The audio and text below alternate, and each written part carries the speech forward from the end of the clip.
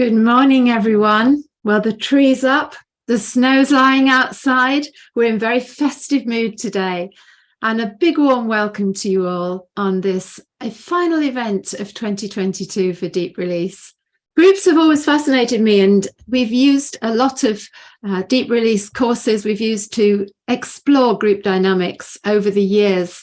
We've worked in groups, we've done ministry times in groups and times of healing and connection in groups. We've explored difficulties in groups. We've been in groups. And I just took a moment to think about how many different groups there are that we are likely to have connection with or have had. We're members of BACP, ACC, UKCP. It's a group.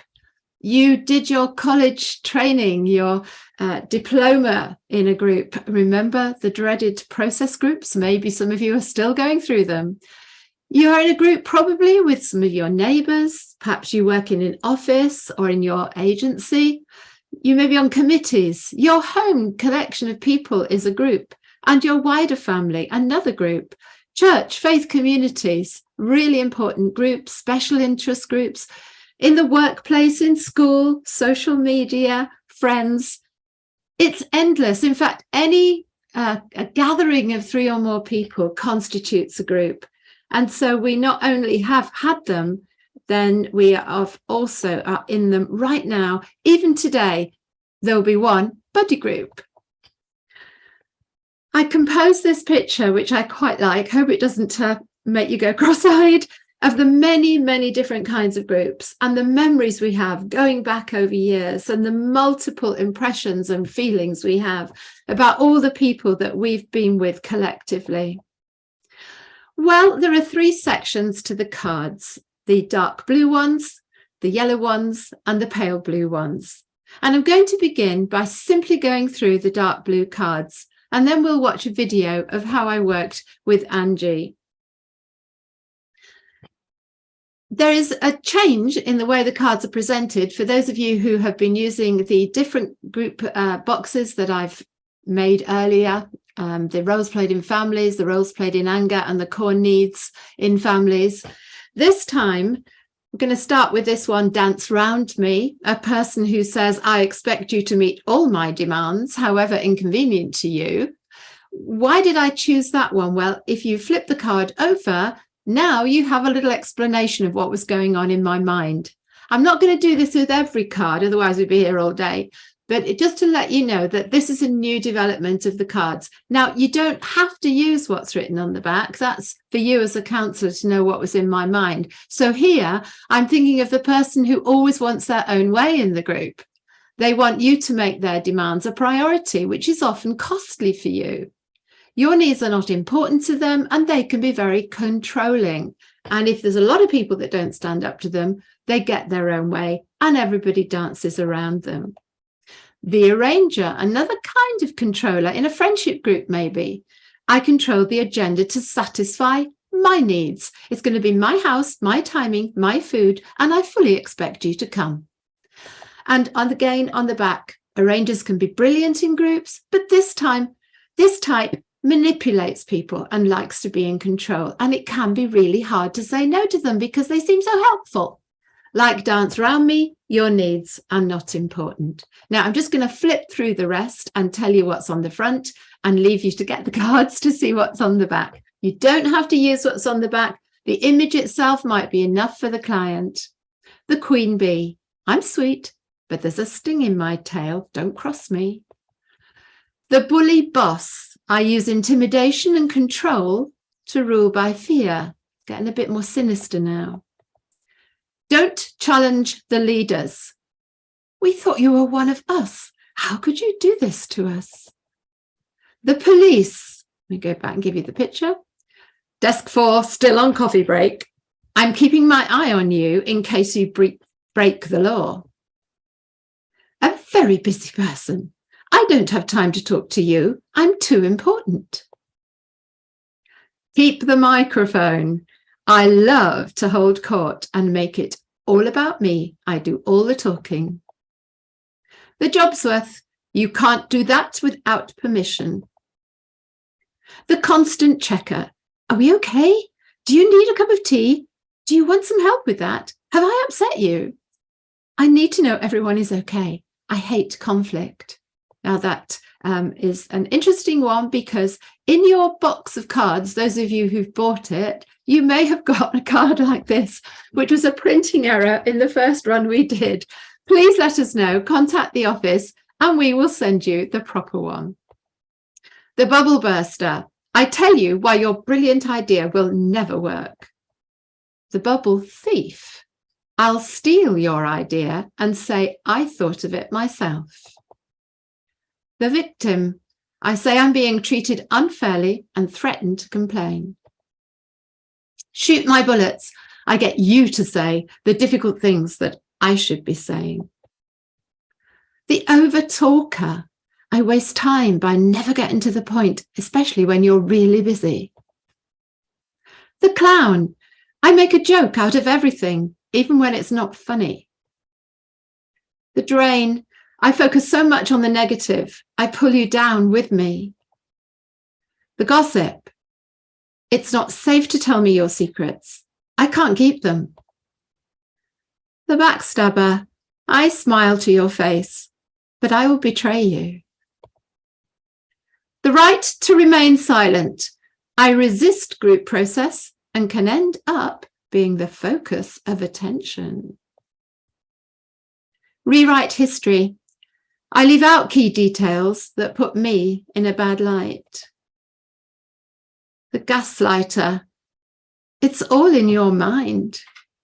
I suggest you see the doctor. The deceiver. I am a user and abuser. The destroyer. I undermine, humiliate, and crush people I don't like. Now, there's a grading of there. I don't know if you saw that from the fairly light-hearted irritations that we experience in life. But if you get enough of them, they drive you nuts. Things can be irritating, difficult, stressful, exhausting, scary, or toxic. And we're going to be exploring the different kinds of groups, one that just wear you down, but others that are dangerous. And actually, we will be working in our experience as counsellors, we'll often be working with people who've come out of groups that were actually highly toxic. So we're going to be looking at all that today. And I thought the best thing to do was to show you examples. We've got quite a few demos today to see the cards being used in practice. Angie, thank you for your help with this. We are going to discuss what happened to you when you worked in a group setting. I've put the first set of cards out, which are the dark blue ones, and I think you're beginning to relate to some of the cards that capture the kind of thing that was going on for you. And what I would invite you to do is, you see the labels here, and for you to think about, was that kind of behaviour difficult, irritating, stressful, exhausting, scary, or toxic? And you see we've kind of graded them. And so where would you like to start? Which one jumped out at you the most? The first one was shoot my bullets. Okay. This is in my previous job. I was a part of a team, and the team were unhappy with our current manager. He was useless, to be quite honest. He never dealt with anything. So we'd be in breaks or talking to each other, and they would moan and bitch and whine about him. People would be upset by him. So because I've got a huge unfairness script, I would go along to the next meeting. I would bring it up. I'd bring up the points. It never went well because he got very defensive, and the rest of the team didn't back me. Wow. They just backed down. Which category would you put that one into, Angie? I would say that was difficult. Okay. You just pop that next to the difficult card. Yeah. Well done. Thank you. Where would you go next?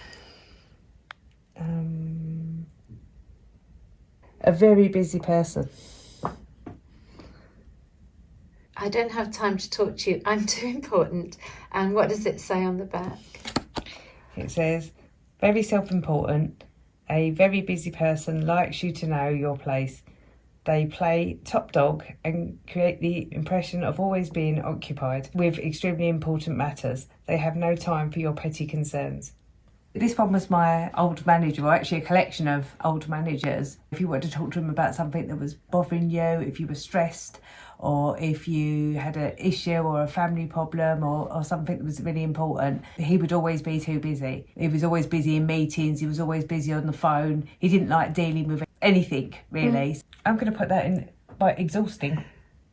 I think when we don't get support, it can be exhausting, can't it? And if you can't take your concerns to your manager and you're made to feel unimportant, that is exhausting, isn't it? Extremely, yeah. Yeah. Obviously, we could spend a lot of time on this. Are there any of these that you would say were actually toxic to you in any of your experiences with this group? This one, the bully boss. Yeah. I use intimidation and control to rule by fear. You've experienced that? Yes. This was the senior boss, and she would rule by intimidation. She would walk around, she'd make you feel uncomfortable, she wouldn't give you eye contact, she would literally throw her weight around and make decisions that were unpopular. She didn't really care about the staff, she didn't care about anybody in particular. When I resigned finally from the job, she came down to me, it's the first time she'd ever actually spoken to me, and in a sarcastic way said to me, "Is there anything that we can do to keep you?" And I said no, and she just walked off. And I'd worked there 29 years. 29 years. So which label does she get? I would put her in toxic. Definitely in toxic. Yeah, absolutely. Yeah. The thing is about these cards is that you can have maybe, abusive and really, really challenging situations where you only actually need one card. For example, if there was someone who undermines, humiliates and crushes people, the destroyer, or even the deceiver, would be very obvious, wouldn't they, as toxic. But an accumulation of difficult, irritating, stressful and exhausting individuals can absolutely wear us out. Any thoughts on that? Yeah, I think they can wear you out after a while, and it's a toxic environment. The other one would be this one, the bubble thief. I'll steal your ideas and say I thought of them myself. Yeah. That was a huge one. I had a lot of management experience. I'd acted up in that senior management positions, and my managers come to me to ask ideas about things and how they could make things better. I would come up with ideas and they would go back to the managers and say that they were theirs. I had several of my managers over many years that got promoted on the back of my ideas and went up the leadership chain, while I stayed in exactly the same position. I can see your lovely smile. What's the feeling deep down about this? It's irritating. It was irritating. It was really, really irritating, and I don't know, it really, really made me angry. I was wondering if we need an angry card as well, and maybe we need to make one and add it to the list. Yes. So Angie, we've now added an angry label for you. Would you like to put that up there? Absolutely. I hear you. I really do hear you. Perhaps choose one more. This one, the backstabber. I'll smile to your face but will betray you. That's a tough one. Yes. Yeah, there was a couple of new members of the team that came on to the team, and because of my experience I coached both of them. One was lovely and the other one seemed very lovely, and what I actually started noticing, she was doing really deceptive things with caseload. She would nick your customers off of you. She'd claim the credit for things that you would actually sort of do, and then she would go into the office and put you down and rat on you, if you were 5 minutes late for a tea break, and she'd be all really lovely to your face. And she was another one that went on to get promotion and went right up the chain of leadership on the back of the rest of the team, really. So yeah, that's not nice. That's painful. Yeah, it is. It's not nice. Where does she fit then? Is she another one that makes you angry? Yeah, I don't like backstabbers. No, I'm sure you don't. Thanks, Angie. Huge thanks to Angie, who is with us today. If you've got any questions for her, you'll see there that I just added a card that was expressing an emotion that I hadn't put down. There are limitless numbers of cards we could have used, but unless you had a box this big, we just have given you ideas. So it's just simply make yourself a card that's missing. The other thing that happens when you use these cards is the stories that come out, the memories that are provoked in the client, that they suddenly recall situations, and you begin to see patterns and track down through different situations where the same kind of issues are repeated. Now we're going to go on to have a look at the yellow cards, and these are the next ones you'll find in your box. And Angie, again, is going to do a demonstration here. And first of all, I will show you the cards that you will get in your box. When you have been hurt or wounded by a group, you will find it a struggle to join another one very often. And these are some of the things that happen to us when we've been hurt or wounded in a group. We think we have to be nice to everyone, keep the peace, or they won't like us. And again, you get the message on the back of what I think that might mean. Now, I'm going to talk about the frustrated introvert and the frustrated extrovert. Okay, now these are Myers-Briggs terms, and I'm very fond of Myers-Briggs. I use it a lot with my clients, but in groups, these become absolutely crucial, because if you have one introvert with a whole load of extroverts, you are going to get absolutely exhausted, because introverts are reflectors. They internally process and are often jollied into doing something else. Now, on the other hand, if you're an extrovert in a group with introverts, you want to go party at the end of the day, and all they want to do is get some peace. And you've got different energy sources. And this can be massive in groups, and really worth holding in mind when you're exploring these cards with your clients. Out. I will never be part of the in-group. I don't fit in. The flapper. I panic at the least little thing. The inner critic. Groups can bring up all your old scripts. Messages from the past make me doubt myself. The perfectionist. Now, these are particularly noticeable in college groups when you're studying. Essay number 2, mark B+. I have to get it completely right. I will do that essay again. The self-disqualifier. Okay, got a good mark. It was a fluke. I was just lucky. They were just being kind. The mind reader. I write stories in my head about the other people in the group that are often untrue. The overthinker. I make mountains out of molehills. Do you like the mole? Over-responsible. Oh my gosh, all the classes have been cancelled. Did I upset them? Was that me? I worry that somehow things are my fault. The catastrophizer. I won't fit in. I'll say the wrong thing. They won't like me. They'll gang up on me. I'll be asked to leave. My worst nightmares are going to happen all in public. Bottle and burst. I stay silent too long and then explode. Please don't see me. I want to hide. Groups aren't safe. Isolate. I will never be hurt by a group again. Foolish. I should have stood up to them. Why did I let that happen? Torn apart.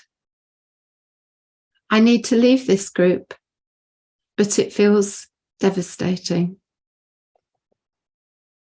Ghost. I leave this group. I will cut myself off entirely. Let's see what happened when Angie looked at her yellow cards after those difficult experiences in the workplace. We're moving on to the yellow cards now, and these are the kind of feelings that come up in you when you think about joining another group after that experience that was so difficult over many years. When you think now about getting involved with a group, just take your time and think of what happens to you.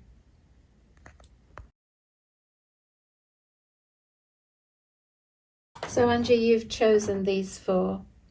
Ghost, I leave the group and cut myself off entirely. Foolish, I should have stood up to them. Why did I let that happen? I stay silent too long, then explode, bottle and burst. Please don't see me. I want to hide. Groups aren't safe. Some powerful emotions there, Angie. I'm going to invite you to share as much as you want to about how that whole group experience has left you. There is a part of me that groups don't feel safe after that. It's trusting people enough and feeling comfortable enough to share who I am and share ideas. So there is a sense of me that I feel like I always need to keep myself safe. After everything that's actually happened, I left the first office where I've been working with the shoot the bullets and the backstabbing, and I went to a completely different area to work, and I cut off all of the people in that first office that I came from. And when I went over to the second one and I finally left, because it was exactly the same environment all over again, just different faces but all the same characteristics. When I finally resigned, I don't keep in touch with anybody that I used to work with, because it just, I have to cut myself off from toxic environments. It just doesn't feel safe. Absolutely. Thank you. There is a part of me with this that I should have maybe stood up to people a lot more than I have, maybe sort of confronted some of the people that was backstabbing. Maybe I could have confronted it in a different way, but I think I was too hurt to actually do anything. So rather than try and retaliate, and I don't really like conflict if I can help it, I just almost like slunk away quietly. It was just easier without really addressing it. And there's a part of me that I just feel like a bit of an idiot. It can be easy to think back and think I shoulda, coulda, woulda, but it is what it is, isn't it? It's how we were at the time, and yes, we do grow, but often when the group gets to us most is when we've still got a lot of growing to do. Absolutely, yeah. I could have been a bit kinder to myself as well, definitely, rather than beating myself up. I've realised that now. I hear that. This is me all over. I will hold things for a very long time, and I won't react immediately, and I'll hold on to it, and I'll hold on to it for a long time. But when I burst, it can be it can be a lot. I will literally just explode, but it'll be a build-up of numerous things that will get me to this place. So I do recognise this part of me as well. I get that. Thank you. It's interesting that as people explore these cards, they are kind of giving name to the feeling. That what the cards do is help them see, wow, somebody gets it. Somebody understands that was a possible reaction. That was a possible group of people. One piece of feedback I had about when somebody worked with their client with the blue cards, and she saw that the people that had stressed her out and hurt her were named there. They were there visibly in front of her. The counsellor told me later it was a complete game changer. And I love that expression. I love my cards to be helpful as you work with people, because as we've said, groups are everywhere. Well, there is a third section, and that's the pale blue cards. So I'm going to show you what they are, what they're like. So one moment. The pale blue cards are helping the clients, when they're at the right stage to look at them, to think about who they already have as resourcing people in their lives and who would they need. And if they were to, hey, form your own group, if you can't find a good group, why not make one? Let's have a look at some of the people in groups that can be really helpful to us. Radiators, when you stand next to certain people, they warm you up. Nice feeling. Oh, confidants. I keep confidants. I don't judge and don't try to fix you. If you can find us, even a small group, remember three or more, of people that are confidants for you, people that you can share with, it just makes a whole difference in the world. Loyal. I have your back. Rocks, I give you stability, solidness, and safety. Cheerleaders, I believe in you and genuinely celebrate your successes. I'm not jealous of you. I really root for you. Anchors, Anchors keep us grounded. I hold you steady when the storms come. Be thinking about who you've got in your life that fit this description. Good listeners, let's have a cup of tea and sort the world out. Laughter. Oh, where would we be without laughter? I share your sense of humour and we have great laughs together. Spiritual encouragers. Faith shared and understood. I get it. I get it, how complex that can be sometimes. I'm not going to give you pat answers. Wisdom. I bring perspective, discernment. A therapist. Who'd have thought it? I help you find the keys to your recovery and healing. I help you join the dots. A coach. I motivate and inspire you to see the changes you want in your life. Well, let's see what happened when Angie looked at the pale blue cards.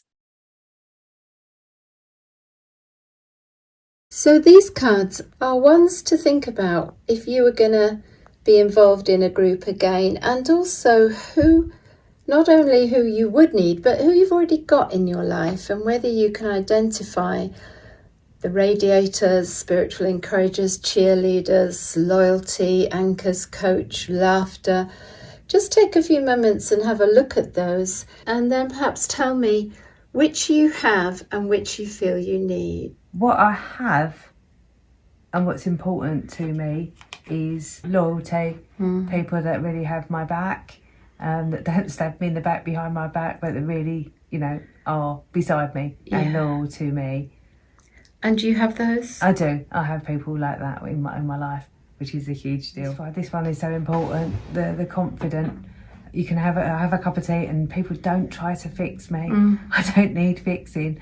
It's probably one of my most important cards and something that really means a lot to me, to have people like that in my life. Absolutely. And I do have people like this, so that's a huge deal. And this one actually, the cheerleaders, the people that want the best for you and cheer you on. I certainly do have people like that in my life as well now, and that's something that's really important. So that's special. Yeah, those are probably my top three. And as you continue to look at them, are there any people you feel I could do with people like that? And you think about your life as it is right now? Maybe the coaching element, to have somebody to, to help me achieve a little bit more, maybe help push me a little bit more to do what I want to do. That would actually sort of be quite nice. Motivator. So, a motivator, definitely.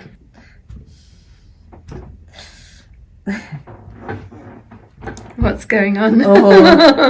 This one could be controversial. Go on. Do you want me to do it? Go for it. The therapist. To find somebody that's not going to fix me and not run away when it gets too difficult for them, that is something that's a huge deal, and will work through things with me. This one is a huge deal. Sounds like it's touching something inside you right now. Yeah, very much so. Yeah, to find somebody that really wants to do relationship with me. So yeah, that's a big one. Yeah, controversial, but it's there. Very true though. Yeah. I notice you haven't picked up laughter as either something you already have or something you don't have. And I know you as a very funny, engaging person who laughs generously and easily. Yeah. What do you think when you look at that card? I like it. I like the card. I have aspects of it. I'd like more of it, because I am a fun, silly person. I've got quite a childish sense of humour. Maybe I'd like more of that in my life, and have more opportunities to actually laugh. Life can get very serious as therapists, can't it? Yeah. And I think sometimes the work can be, really emotionally exhausting. So just to have somebody that you can laugh it off with at the end of the day is a huge deal. So this one is, I have it, but it'd be nice to have more of it. A bit more. Definitely. I understand. Definitely. So. Thank you. Well, the next video I'm going to show you is one where I worked with Hazel. And Hazel and Angie are both here today, which is lovely. Welcome to you both. And this time I'm showing you how to use the cards in a more confined space. Instead of using the big table where I spread everything out, you could obviously spread the cards on the floor if you wanted to. But this time I used a lap tray and just propped it up. You'll see the film in a moment. And I come straight in with Hazel this time using the label cards. I'd given her the pack of cards to look through, and she's carrying on doing that as we open the video, and I'm just telling her about how to use the labels. Now, remember, in the box that you get, you have the dark blue cards, the yellow cards, and the pale blue cards. This is all in one box, and your guidelines and the labels, and even more, which I'll tell you about soon. But for now, just to see a different setting, a different person, a different personality, let's see what happened when Hazel had a look at the dark blue cards. People may not actually be scary or toxic, but an accumulation of people who are irritating, stressful, exhausting, and difficult can really wear you down. So bearing that in mind, I'm going to invite you to go through the cards. Sometimes it will trigger a memory, and sometimes it's just, oh my gosh, if they were in my group, I would feel exhausted because you know yourself. So Hazel, just work through the cards and see what happens. If they don't fit at all, just put them on one side. Okay, so the first one is the backstabber. I smile to your face, but will betray you. I would find this type of person very difficult to be with. I think trust is really important to me. If they're one thing to me and another thing behind my back, that would be difficult. It could even be toxic, but I think I'll just put difficult. Difficult. Yeah, okay. It's a difficult one. The gossip. It's not safe to tell me your secrets. I can't keep them. I find that really irritating. Again, it's a trust thing, but it's more of an irritation than I think I could deal with that. I find it harder to deal with the other one. The police. I'm keeping my eye on you in case you break the law. Oh, for goodness sake. It's just exhausting that you have to watch what you say, and you just keep the rules. Very busy person. I don't have time to talk to you. I'm too important. I just find that irritating. I think, get a life. I guess if I really needed to talk to them, actually, if it's an important thing, then I find that stressful. So I'm going to put that down onto the stressful one. The bully boss. I use intimidation and control to rule by fear. It's a little bit of between difficult and toxic. I think it's difficult if it's just me, but if it's in a bigger group, then I probably find that toxic. I think I can probably deal with that, but I think I would worry about the rest of the group, and then I would find it toxic if it was in part of a bigger group. The job's worth. You can't do that without permission. Totally irritating. I get that. No, that's I get that a lot. So when you have something you want to be doing, and other people say, have you asked for permission for that? Or what does so-and-so think about that? It's a bit exhausting, but mostly it's irritating. Exhaustion or irritating? Irritating, that was my first. So Hazel carried on matching the cards to the feelings she had about particular people, groups that she's been in, perhaps not currently, but anything that triggers a reaction, maybe from the past or even childhood. I then asked her to choose some of the cards to which she'd had a strong reaction, and we'd look at those in a bit more detail. The deceiver. I'm a user and abuser. This is the one that I find the scariest because of the deceiving aspect of it, and that you can't see it until it's too late, until it comes to light and people have already been hurt, and that's I find that quite scary. Have you actually had that experience? Yeah, we've had somebody in a group that was abusive, and don't necessarily see it clearly at the time, and it's painful when looking back over something and saying, I wish I'd caught it, wish I'd seen it earlier. I am taken back to your word trust right at the beginning. Are we in that kind of area? Yeah, absolutely. I think it's a key thing for me in relationships and in groups. When somebody really steps over that mark of abuse within a trusting group, it's hurtful, really hurtful. I can get angry as well that I didn't see it. I think it's the deceiving aspect of it that is difficult to address if you don't see it until it's too late, and that's painful. Thank you. Yeah. This made me smile when I looked at it, because this is what I fear I can be in groups. I fear that sometimes I can talk too much. I can get a good idea and I can kind of be over enthusiastic about it, and I hold the microphone, I think. One of the things that happens when we look at any of these cards is we recognise ourselves in some of them. Yeah. And that's just real honesty. Yeah. Quite challenging. Yeah. Yeah. So that was an interesting kind of moment. Yeah, my rescuer is saying, "Oh, you're not like that. No, you're not in the least like that. You're much too sensitive." And that, again, when we're using the cards as a counsellor, we must allow the client to feel what they feel. Yeah. We know that we shouldn't be rescuers, but it's terribly tempting sometimes. Interesting. Oh. And then the last one is the bubble burster. I tell you why your brilliant idea will never work. It happens all the time. And I find that really, well, mostly irritating. It's like, it's going to work, it's going to be brilliant. If you just gave it a chance, it would be okay.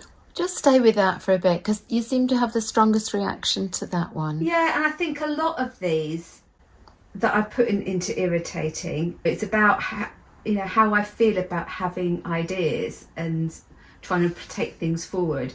So, stealing my ideas, or I can't do that without permission. Those are three that are quite strong reactions to.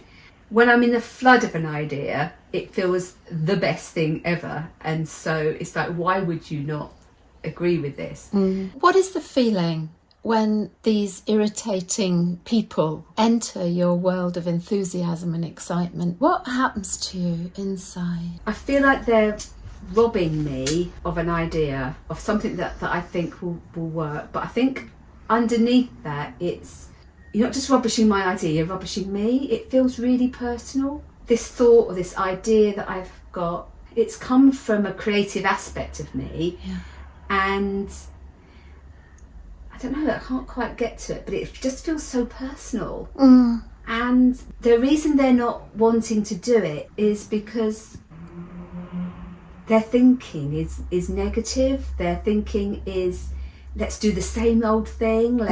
Let's do something that we know works. Well, it hasn't worked, so let's try something new. They're not giving it a chance. They're not giving it a chance. And I think maybe they get defensive. I think that's the thing. Just because I've got a possible new way of doing something means that I'm negating what they've done in the past, and that's not what I mean to do at all. So they're taking it personally as well. It feels like it's taken personally on both sides. It's interesting, isn't it? Yeah.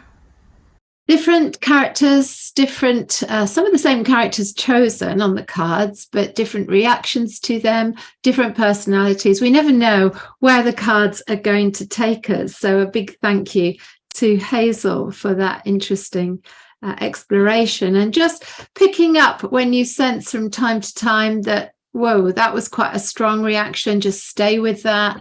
Just explore what's underneath it. Yes, I know Angie and Hazel are counsellors and have helped on many times. They've helped with videos. But nonetheless, it gives you the potential of the card. So I know you'll have appreciated their offerings for us today. So, okay, you've got the three sets of cards that you've been working with, or maybe just one or two. Maybe even just the dark blue cards. Where might you go next? So let's have a look at some possibilities. Now, these are also in the box. These are where you could possibly take the therapeutic process. One of the things that emerges quite strongly in using these cards are attachment issues. You think about the avoidant attachment that may find groups extremely difficult, or if they do enter a group, they keep their distance emotionally. Or the more ambivalent person who is the go away, don't leave me, kind of push me, pull you figure in the group. Perhaps they're the people pleaser. They're wanting to, I must be nice all the time, but underneath resentful. Perhaps they, over check in all the time. And you can see what's going on, what drives that. And to actually do a bit of psychoeducation with attachment issues can be really helpful. We also have disorganized attachment, where we may be looking at dysfunctional family, lack of good, secure attachment in early childhood, even abuse and neglect, areas like that. And the cards groups somehow exaggerate everything. It's very difficult to hide in a group. And once you commit to a group or are committed into a group, everything kind of gets magnified. And so it can help us look at core issues. Where did it begin? And working back through time. And of course, you've got the roles played in families cards, which may be helpful there as well. Transference. Who do they remind me of? Who does that horrendous person in the group make me think of? Am I doing a bit of mind reading? You'll have spotted some of the CBT issues in the cards, I think, as well, for some of you that enjoy CBT. I'm reading their minds. I'm writing a story about them because they don't half remind me of Auntie Gladys or whoever. And this can be really interesting, and it can often lead to a bit of chair work. Talk to the person, tell them what you think, really unload your feelings. Does anyone else make you feel like that? And finding your voice. And we could be going into the area of assertiveness, practicing perhaps some boundary work with pashminas, or maybe getting the animals out. Who do they remind me of? The who do they remind me of is quite an important thing to do here when you're looking at group dynamics, and also encouraging the person. Okay, it's a bit scary to find your voice there, but here with me, let's give it a go. Often the inner child is around. The group are the earliest family groups, which you'll know about, those of you who've got the roles played in families. They're already setting up a drama which can be templated onto the current group. And there is often a great value in going back into the child work, that how old do you feel when this happens? When that person puts you down, or when they make those comments, how old do you feel? What's going on in different aspects and configurations of who you are? If your model approach to counselling permits it, you could look at some goals that would help the client. Small steps is always important, and particularly if you're working in the area of assertiveness and general relationship ways of being, setting small steps where they can push back into the areas that diminish them or undermine them or intimidate them in groups. Big deal one. Should I stay or should I go? If they're in a toxic group, it would be important to explore these issues. Or even if it's in a group that feels too safe, that actually you've stayed too long in that group, and process evolves all the time. Right from when we're in the womb becomes too small to contain us, and we have to move on into another way of being. And so many group processes are like that. You're outgrowing that group. It's time to move on. And that can be very challenging, and to explore the feelings. We do decision mat work, stand on this mat or sit in this chair. Say if you're online, what does it feel like? What are you feeling physically? What are you feeling emotionally at the thought of staying in the group? Now move into that mat or that chair. What does it feel like emotionally, physically to leave the group? And those are kind of things you can do. And big deal stuff, particularly if it's a toxic group. Maybe the issue is about, I need to join in another group, and this can take time to process all the feelings and the hurts and the trauma that came out of the original group. Trust came through for both Angie and Hazel in those demos. And how can we protect ourselves? Because sometimes it's important to join that other group. It means evolving, developing, growing yourself. And then why not start a group of your own? With all those nice pale blue cards, collect a load of people. If you can't find a safe group, why not start one? Maybe some of you are actually in that place right today, and you know that you'd like to start your own agency, you'd like to start a special interest group, you'd like to do something. And for you, it's about, what kind of people would I need around me? What kind of support would I need to do that? So I hope you're getting the sense of, these are just some of the ideas I offer to you to take it a bit further, and you'll find those all in the box. Now, Chris obviously was fascinated by everything I was doing, and so I asked him to tell me to just look through the cards. And here again, it's a different way of working. He didn't even use the labels. he just picked up the cards that he wanted to look at, and we're going to show you that video right now. So, Chris, you're going to have an explore of the cards, and I can see you've put them into neat little groups. Where would you like to start? I want to start with the dark blue cards, and the one that gets to me most, and that is keep the microphone. Recently, there was a particular Christmas do that I was invited to, and in light of what had happened previously, I really didn't want to go because there was an individual that held the mic the whole time, and that perhaps is the one that is most upfront. It happens in small groups as well, and it's one of the issues that we address frequently in our training, in terms of saying, make sure that you share it with others and to divvy up the time. Buddy groups are groups here as well. The ones that we have in this whole experience you're undergoing now is you will be in a buddy group, and we do tend to emphasize that quite a lot. Don't do it. And then the over talkers. Yes, I know of one that particularly comes to mind, who manages to address the subject but give you all the fine detail, goes all the way around the edge, goes off on red herrings, down rabbit holes, you name it.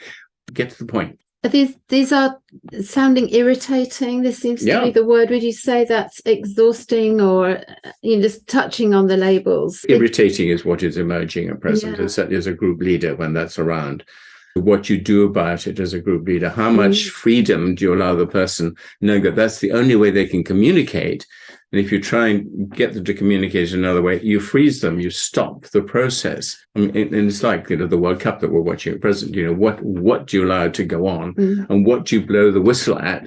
Making those decisions as a leader all the time in terms of saying that's their style. They're great contributors as long as you allow for the fact that that's the only way they can do it. There's another aspect here as well that's just come to mind as you're talking, that when we're working with clients who never stop talking, it's a really difficult one for supervision, and how you get in and how you interrupt their flow and what the constant talking means. Yes. Not letting someone else in is an interesting thing, isn't it? The clown. Perhaps sometimes I do this myself. I like to find a humorous way of dealing with a particular situation to get some sort of laugh. But there's also this business about laughter in a group, that when you offer something to a group that you might think is funny or amusing or whatever, and it dies, there's something about laughing generously, and praising and encouraging. And Pauline and I, we are great laughers ourselves. It's great when people engage, when people laugh, and when you just get a deadpan response, it kills it stone dead. Laughter is a stroke, isn't it? No laughter is a negative stroke. Yeah. But generous, kind laughter is a positive stroke. Absolutely. Don't challenge the leaders. It's a big deal. And certainly as leaders, what you do when you get challenged. But I think of a particular situation where way back when a particular therapist I had in a small group, I began to challenge him a bit. And what happened is he took me right out and he said, everything you say is wrong, Chris. So was that a secure leader? Nah. And that's always the risk. You dare say something, you speak truth to power, and they take you out. And that's what often keeps us so closed up in that regard. And as leaders, do we allow ourselves to be challenged? And I hope that I do. I say, look, come on, let it come to the fore. And a particular group that I lead, people say, we feel safe in this group. We can disagree. We can bring these issues and we don't get knocked out. We accept it because we want to create a place for free speech, a place where you feel safe to differ with the other people in the group. And there's so much about wanting to have the group think and be the same, and to challenge the group think can be really dangerous. And to disagree and stay in relationship is a rare thing, isn't it? Yeah. That to have a group that is safe enough that can tolerate that and embrace it and hold it and stay in relationship. I think that's really hard. Yeah, and that's what I seek to do, to create that environment. Frustrated extrovert.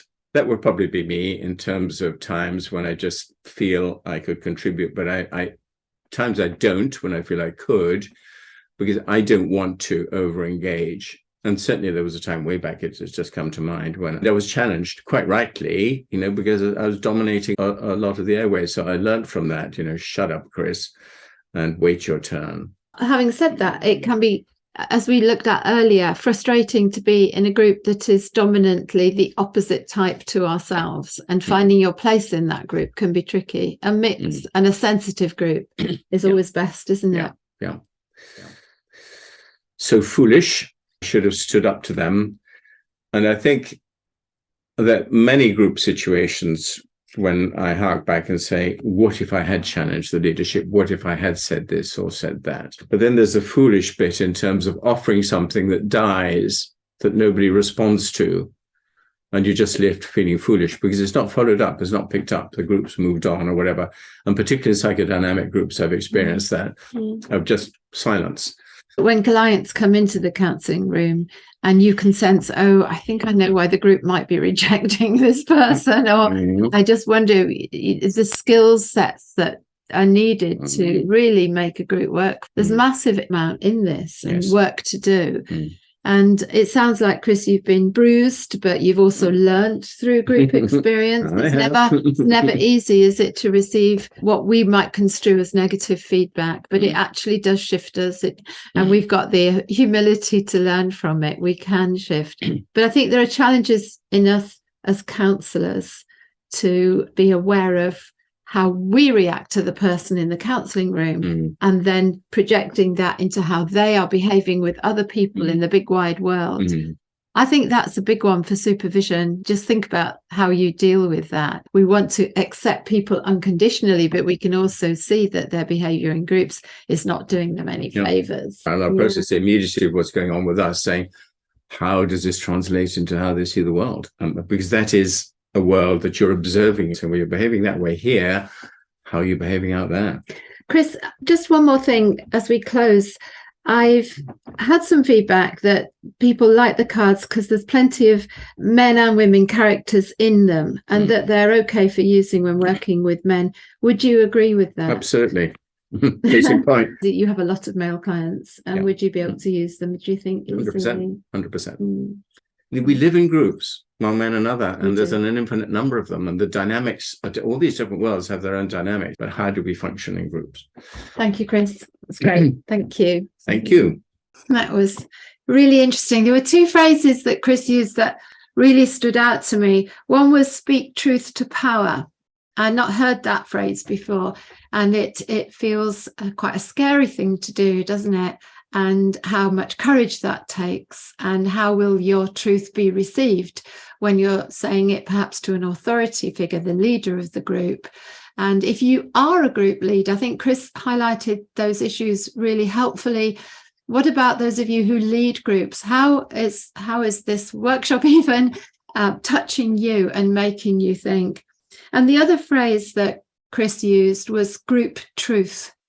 And that really resonated with me. The number of groups I've been in where you had to go along with the party line or you would be in trouble, and how seductive that can be, especially if you're a people pleaser, like I tend to be, of wanting to belong, wanting to be in, wanting to be part of the tribe, but then finding that I'm being pulled out of shape by going along with group truth or group think, and realizing it's compromising my own personal values.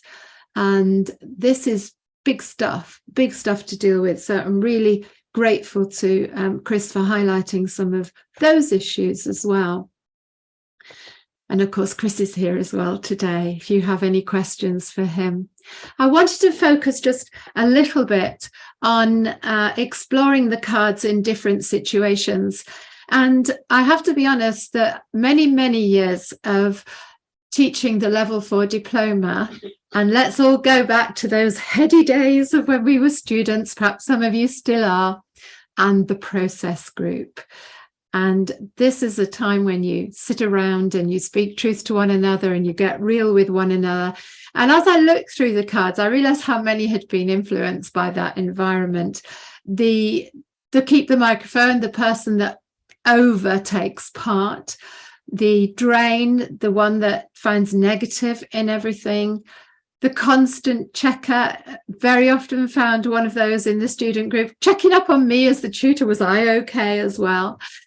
The police, we're breaking the group law, we're breaking the group rules, and the queen bee, very, very sweet, but if you cross them or if you speak against them, again, if you dare to have a different opinion or see things differently, they can begin to sting.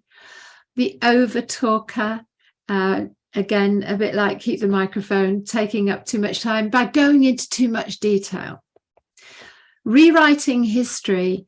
When there's been a conflict in a group and you try and work it out in the group, how people misremember things, leave issues out, maybe innocently, but maybe it's something they've learned to do to subtly influence people to see things differently. Those that make a joke out of everything can often be, in the end, you just long for them to be real. When they do it all the time and you want them to just stop making us laugh, tell us who you are. I think you get that, don't you? This is an interesting one and can cover a multitude of victim places that can be adopted by people in different ways. I say I'm being treated unfairly and threatened to complain. Now, this is a role. I'm not saying that it's not right to stand up to injustice or unfairness or things that are actively wrong. But when this is adopted as a way not to take personal responsibility, it can be very difficult and can actually sabotage group process. Those of you that have been in that situation will know what I'm talking about. Shoot my bullets. I get you to say the difficult things I should be saying. People are saying is a phrase that I banned from every diploma group I ever led. You have to own your own way of seeing things, that your own issues, it must be about you. The right to remain silent.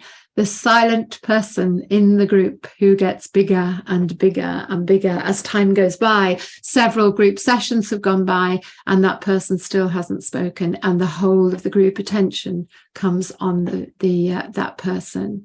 So I wonder if that's ringing any bells for you. If I'd had the cards, I would have used them with my diploma group, but those days are gone now, unfortunately. Maybe you could have a go if you are a tutor. Now, another thing I want to focus on is an area that I think is really, really important. And this is very important for me personally and for my heart. And that is when there is wounding within a faith community. My own experience is in church, and it was having become victim to a group process that was unhealthy. It was quite devastating for me. And I have a heart for people who've been in similar situations. Churches for me should be the safest places on the planet. But the truth is, sadly, that groups attract abusers. Groups attract people who have not worked on any of their stuff and carry with them elements of narcissism and unkindness and defensiveness, particularly when they are in the leadership of the group, that can make life extremely painful. Now, I'm speaking into the hearts of those of you in the room today, our room here, who have experienced this. And the devastation it can cause when the wounding is spiritual in a group can be long-lasting and very, very painful in terms of healing. Groups become unsafe, humiliating, isolating, foolish. I should have stood up to them. Why did I let that happen? Needing to leave the group because it's toxic, but that's where you have all your social life. That's where you have the majority of your friendships. That's where you have your most relevant and committed relationships. And we tolerate things too long often, when we needed to have got out for our own mental health and our own safety and our own dignity. We needed to leave. I have worked in many different areas on many different committees, and people trying to help people who've been wounded in a church context. And I'm just speaking that into you today to say, oh, do I get it? I really get it. And I hope these cards might give people the message that others have understood, and actually put a card to illustrate these feelings that I've selected these yellow cards here. And I understand how we can feel torn apart and how much healing is needed. There are many churches that work really well. There are many that are sadly places of deep wounding. I don't know about other faith communities. I don't know if it's the same kind of thing. I would be really interested in hearing from you if that's it, because spiritual wounding is very deep. Cults are also there. I have worked with people who've been in cults, a more exaggerated form, where this is actively, a group is created to actually intimidate and abuse people. This can often go into areas of organized crime, and is long work, and often working with dissociation and many different forms of abuse. There are overlaps sometimes that you can see that, going back to the church for a moment, it can get very cultic in format and in style and behavior, even if it's not a full-blown abusive environment. And this needs delicate handling. But actually the cards are there to give permission for people to name things, often in the chaos of their minds and the devastation, and feeling they are the only ones that feel like this. My heart reaches out to you to say, let the cards tell you that other people have been there. Let the cards bring a measure of understanding, that use them to tell us how it felt and how you were humiliated, shamed, that you felt maybe, why did I let that happen? All those kinds of feelings, I hope, can help. Nowadays, we have also the trolling and the devastation that can take place in cybercrime and social media groups and all this kind of area. We are working in very, very complex and diverse ways nowadays in the group dynamic. The desperate desire for young people to want to be part of something, but then finding it has a dark side and turns against them. And any group that is shaming or controlling, we need to use our core skills of empathy, absolute acceptance, timeless consideration of the need for them to tell, perhaps over and over again, the story. It isn't told till it's told. And I hope it's my heart's desire that the cards will not only be used for the people who are just dealing with life choices, or, being confident in getting another job or things like this, but also in the more dark and dangerous and painful areas of the work we do. Well, Katie, have we got any questions or comments? And do keep bringing them in. Yeah, we really do have quite a few questions and comments. So I've kind of tried to group them together. So the first questions really are about different ways of actually using the cards according to how you're offering the counselling. So will the cards be available on PowerPoint for those of us who work online? They won't be available, but you have permission to take photographs of them, and as I've been sharing my screen, to share your screen. You have permission to do that. Jeremy and I, over the next few weeks, are thinking very seriously about how we can create apps, and so that the cards can be used. I can't just give them away online. I'm sure you understand that, but you can take photographs of them and then upload them and use them in PowerPoint.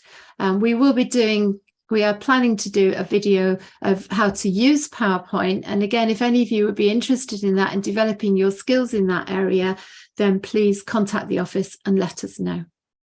Brilliant. And how about using the cards with telephone counselling? Any ideas?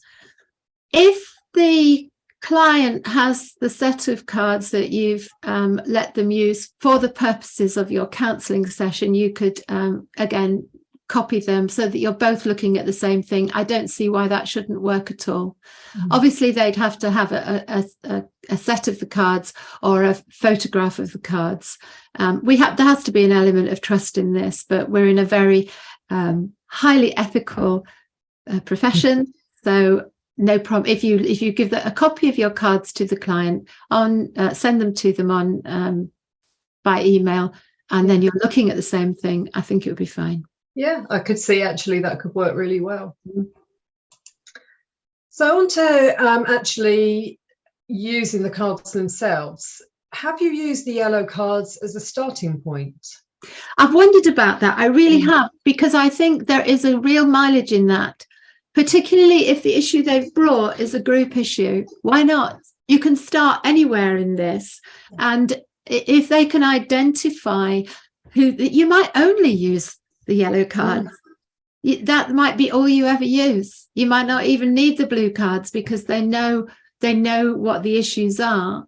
You might refer to them.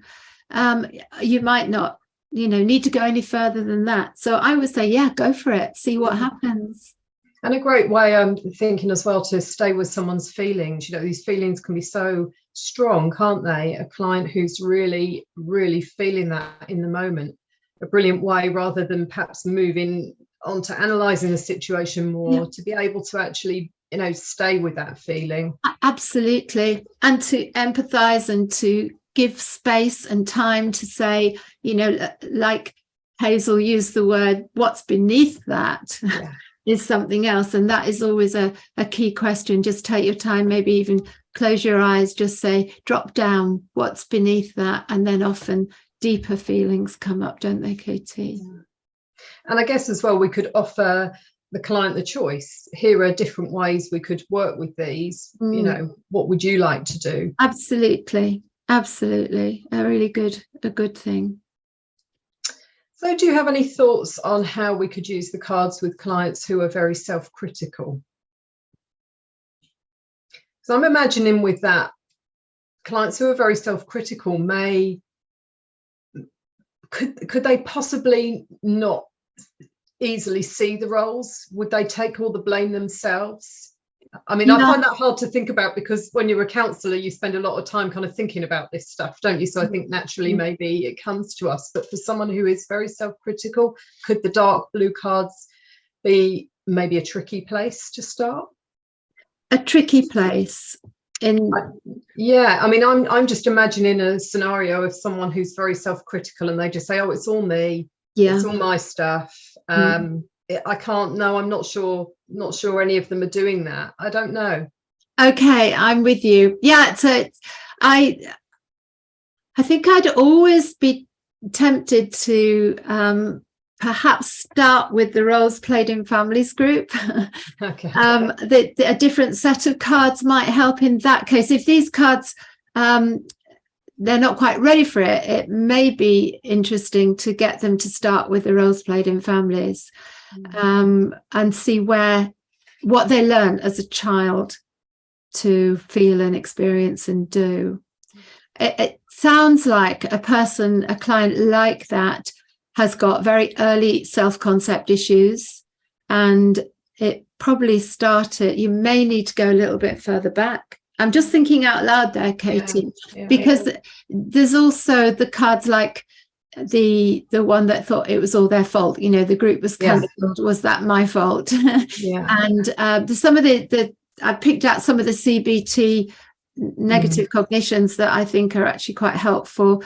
The catastrophizers, the mind reader, the personalizing is making it all your fault, and various others of those. I've wanted to include those in for those who really love working with CBT as well. It's difficult, isn't it, when someone's mindset is very, very fixed. And to encourage them to be kinder to themselves, have self-compassion. Yeah. And I don't know if that's exactly what the person asking the question meant. That was my kind of own thought that came in response to it. So if it's a bit different, person asking the question to what you meant, just let me know in the chat and we can see if we can come back to it. Yeah. We move on for now. We've got plenty of time, Katie. So Okay. let's we're a little bit ahead of time. I wasn't sure how much time we were going to need today, so we've got plenty of time. Could the cards be used within a work team rather than a therapy session? 100%. 100%. I think anything that increases awareness is a good thing in any group. And Chris has recently been talking with some colleagues, and he has been, people that are not involved in the therapy world at all, and they said these need a wider audience, which was really encouraging to hear. Why not? That was the roles played in anger that he was showing someone he met at the gym, and he loved them and said these are so relevant for life. And so why not? Any workplace experience, I think, would be great. Yeah. Okay. And could the cards be used in group therapy? 100%. Yeah. Why not? And again, any kind of group setting, that's what, in a way, they are describing. But why not use them like I was thinking about doing it in a PD group, a personal development group on a diploma course? I think group therapy would be fantastic to, just as each person maybe took a card and read it out, and people, I think that has massive mileage for that. Chris is, I'm thinking, Katie, Jeremy, could we bring Chris and Hazel and Angie in as well? Chris just wants to add something here. Do you want to? When you were sharing with the grandkids. Yeah. Yes, Chris has just reminded me that we were with some of our grandchildren recently, and I showed them the roles played in groups cards, and they were amazing because they definitely recognized their school friends in that as well, and they are aged 10 and 8. And they were having a ball with the cards. And so using them with groups of children would be interesting as well. Yeah. And how they recognize each other. Might cause a world war, but... Well. And what about couple counselling? Yeah, absolutely. Perfect. And I think any of the sets of cards are really, really useful for working with couples, including these. And the kind of it might cause, again, it might cause a bit of a war as they. I could see again. I'd love Chris's comments on this because he is useful in this area as he works with couples more than I do. Do either of you do couples or children that you think the cards would work with? Just to get your input on this. Hazel and Angie. I'm just thinking of the youth work that I do. It would be interesting if they were a maturer group to be able to look at the dynamics within groups, and they would certainly be able to identify friendships. I think they would see that. I'd be interested. I could see them in teenagers. I know that they work with children because I've tested it with my grandchildren, well, slightly older children, if you like, and also couples. I could really see the mileage in that. Any thoughts, Angie? Is she frozen? Yeah, can you hear me? Yeah. Yes. Yeah. Yes. Yeah, I actually do believe that they work really well with couples because seeing if they can identify what they can't identify in themselves on what role they might play and what they won't play. So I feel that it would be a really, I don't know, it's something that could be really powerful. I guess that was going through my mind. And as well for supervision work as well, in group supervision, again, it's something that would be, hugely powerful. I would agree with that. Yeah, sorry. That's okay. One thing that I have been thinking about since we did our work together, and also just this morning, is how relevant it is in family work, because as with 3 siblings, I grew up in a group. I was always in a group. And I think to work with dynamics within families of origin, and for families that we extended families now, we're all groups. Totally. Katie, any thoughts on that yourself? Well, I'm thinking with Christmas coming up and extended family gatherings, this could be an ideal. Very timely. For clients. It's very timely indeed. Yeah, because a lot of the in-laws create groups as well, don't they? They do group dynamics, and who's the queen bee, and who's the arranger, and yeah, all of absolutely. that. Perfect. I just wondered if we could just look at, the person's asking, which cards would you use with people who had been abused or suffered trauma? I'm not sure whether they mean which roles played in group cards or which of the 4 sets of different cards we offer. I don't know if it's worth me just bringing those up on screen for a moment, Pauline, because not everyone might have seen the different cards, and it might be a bit confusing. Let's just bring these up here. Can you see that? Well done. Thank you. Yeah. So this is what we've got. Absolutely. I think interestingly, as I look at that now, I think they could all be relevant, but I think probably these cards would be the most relevant for that. They touch more on the trauma side. Do you think, Katie? Can you just read me the question again? Yeah, so it's just asking which cards would be best to use with someone who's been through abuse. Yeah. I had a very similar question along those lines where the person added and trauma. Yeah. We have got, my mind did just go to the core needs in families cards. Yeah. That can really highlight, help people highlight deficit, can't it? And where you've got kind of trauma and neglect. That's a good point. That's a really good point. Yeah. There is, I was just going to mention to people, there is an in-depth description on the website, on the PACT website, about each set of cards if people want to know more. Yeah, thank you. That's brilliant. Yeah. So, Hazel, I don't know, obviously you've done a lot of work with extreme trauma. Can you see any mileage in the cards? Hazel, you're muted. Yeah. Can we unmute Hazel? Thank you, Jeremy. Sorry, I muted myself. Sorry, I think I have obviously hadn't had a chance to use the group ones. I know, they're brand new.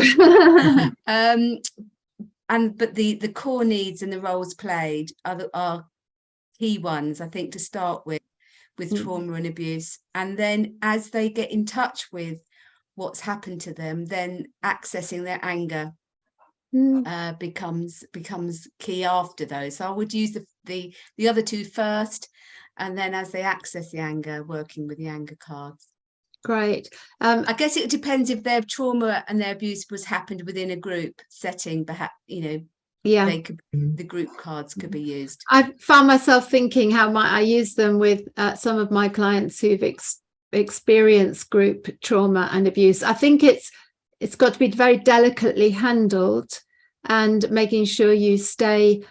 One of the points that was brought up, when the person takes responsibility, feel that they're the shamed ones, it was all their fault. It's a lot of very delicate long-term work, I think. But I think it could help them name the types of abuse and the feelings. Chris, just picking up, do you see potential for the groups? I know not many people have had a chance to use them yet because they're so new, but do you see potential for work with couples? Absolutely. A thought that's coming to me, even as we're talking here, is a generic thought, and that is that psychologists, when they're doing their tests, often like to be with the clients as they're doing the test, because you learn about the person doing the cards, doing the tests, whatever. There's the learning that's going on for us with the client all the time in terms of the themes that you're picking up. I know for myself, if I just look at a card, any card triggers a thought for me.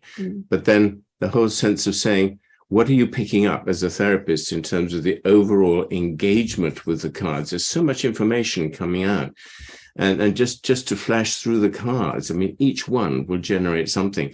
And I think this stuff can be used in so many different spheres. I think trying to parcel it up and say we can do it for this or that or the other, you can use it right across the board. It's up to us as therapists as to how we offer it to the clients and just to pick up the information. And if somebody's being triggered inappropriately, then say, okay, let's just move away from that and just withdraw. But I think the potential here is huge right across the board. And that trigger is work, isn't it? Yeah, thank you. So, Katie, any other questions? Yeah, I think we kind of did go into this a little bit, but I don't know whether you might say a bit more about it. So the person's saying, if we have a client who has a very wounded, unhealed past, and their reflections on the group that they've joined have come really from what's unresolved from their past or their present family relationships, can you still use the cards? I can never say prescriptively yes or no in that situation, because it will depend so much on the client's relationship with the counsellor. Is it the right person in the right time in the right place with every creative intervention? Some of them, this will be the missing piece of the work you've done, and this will open things up in a way that nothing else has been able to. Others won't be ready to look at that stuff yet. And I think this is so much about wouldn't you agree, Chris, the relationship, and Angie and Hazel and Katie, the relationship is core. And again, I remember once doing the core needs cards with a client who was utterly overwhelmed by how little her needs were met in childhood. And she said, I can't do this. So we'd only been working for a short time, and we put them away and we worked with what was coming up for her. And several months later, she said, I'm ready. I want to go back and do it. So it's all a question of timing, I would think. And just also picking up on that point in terms of the fact that we carry our families with us, we carry our family of origin and keep on projecting it everywhere. And so it's back to picking up those themes, as I was sharing on the video, in terms of working with immediacy. What's the relationship now, and how does that extend out there? Because they're carrying their family with them. So we will be mothers and fathers as even the therapists. Exactly. And I was just picking up on a point I know that you've made before, which is with the core needs in families cards, part of what they were intended to help clients with is clients who might find it difficult to be critical of their family or their upbringing. There's a lot within those cards where people can kind of honour what went well, really, and what their parents did do for them. So it's kind of maybe a bit knowing the starting gate with a client as well. Absolutely. I mean, we know that you might say, well, I can't afford all the cards, and Christmas is coming, birthdays are coming.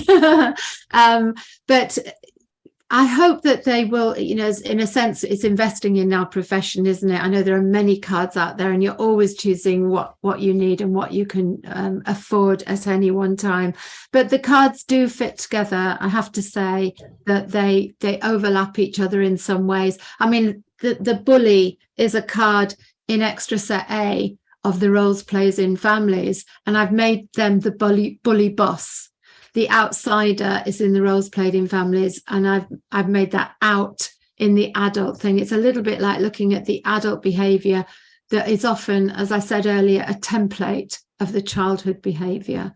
So it's but you don't want to overwhelm the client either with 800 cards in 3 weeks. So. and just to pick up on a point, that these cards were partly generated out of a time when we were teaching some Chinese people, and they were saying it is not okay in our culture to criticize our parents. And so there's a sense of saying, okay, how can we find some positive cards or ways of acknowledging the good that has come from our parents, as well as the negative, because it is, the temptation is just to focus on the negative. Well, thank you, Katie. Well, if I can just finish with this lovely comment that's just come through. The cards are wonderful and help clients to tell their story in a safe and gentle way. And I think that really chimes with what I know you've tried to achieve.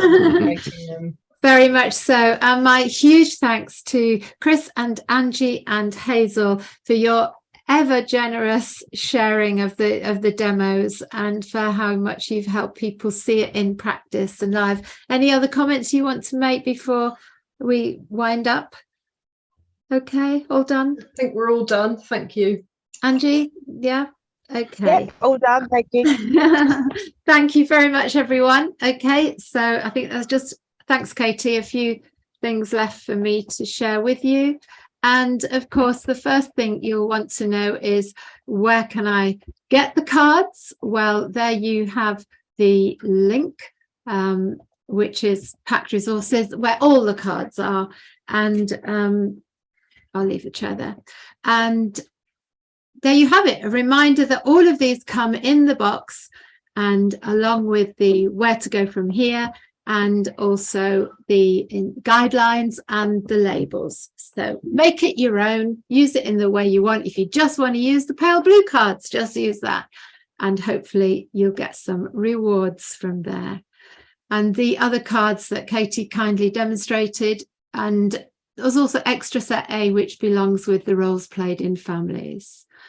These are tools below that are all used online. They're online packs and downloadable images.